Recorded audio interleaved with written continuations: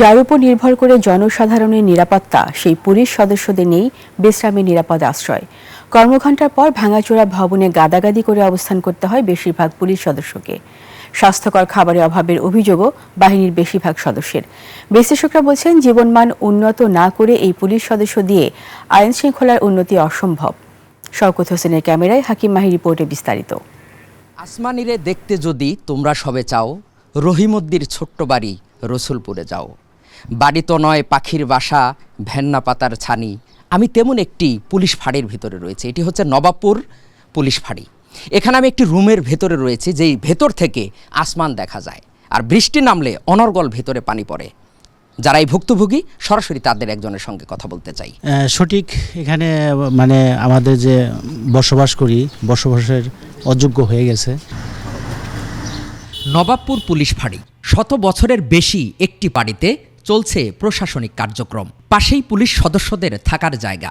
আরেকটি ভবনে খসে পড়ছে ছাদের পলেস্তারা। বৃষ্টি হলেই দেয়াল চুয়ে মেঝেতে জমে পানি।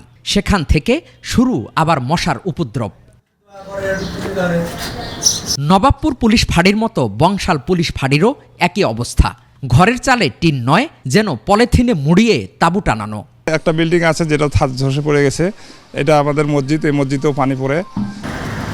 ফাঁড়ি থেকে এবার বংশাল থানার ব্যারাক, একটি কক্ষ, 100-র বেশি পুলিশ সদস্যের, যেখানে 3 শিফটে ডিউটির মতো ঘুমানোরও রয়েছে 3টি শিফট।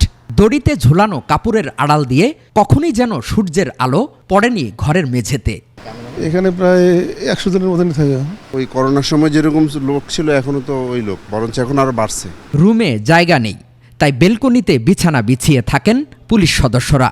সেখানেও বৃষ্টি বাগড়া দিলে জেগেই পার হয় সারা রাত। বৃষ্টি আসলে এখানে অনেক ফানি হয়ে যায়, কাদা হয়ে যায়। বৃষ্টি আসলে বেড গুছিয়ে রাখতে হয়। আমাদের এখানে যখন ওয়াশরুমে গন্ধ আসে, অনেক সমস্যা হয়। 100 জন ব্যবহার করেন 2টি ওয়াশরুম, যার আবার একটিতে দরজা নেই বছরের পর বছর। রান্না অবস্থাও শোচনীয়। অপর্যাপ্ত আবাসন, উচ্চ দ্রব্যমূল্যের বাজারে কম বেতন, নিম্নমানের খাবার, অস্বাস্থ্যকর পরিবেশ, দেখার যেন কেউ নেই। খাবারের পরিবেশ ভালো নয়, এখানে বাথরুম ওয়াশরুম খুব একটা ভালো নয়। একটা নাস্তা বিল বা আলাদা কোনো খাবার এমন কিছু আমাদের নাই। পুলিশের থাকার জায়গা তো দেখলেন, রাস্তায় তারা কিভাবে আছেন সেটি এখন আমরা জানব।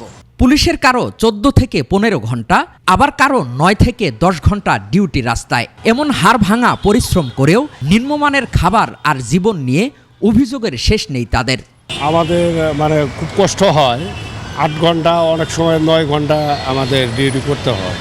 রোদ বৃষ্টিতে কষ্ট হবে, কষ্ট মেনে নিতে হবে। অপরাধ বিশ্লেষকরা জানান, দেশের আইনশৃঙ্খলার উন্নয়নে পুলিশ সদস্যদের জীবনমান উন্নয়নের বিকল্প নেই। পুলিশকে বিভিন্ন জায়গা থেকে এম্পাওয়ার করতে হবে। আপনি দেখবেন যে আজকে পুলিশ যে একটা মনস্তত্ত্ব, তাদের যে আপনার সাইকোলজিক্যাল যে পার্সপেক্টিভ, এটা অনেক বেশি দিন দিন লো হয়ে যাচ্ছে। তার পিছনে অনেকগুলো কারণ কাজ করে।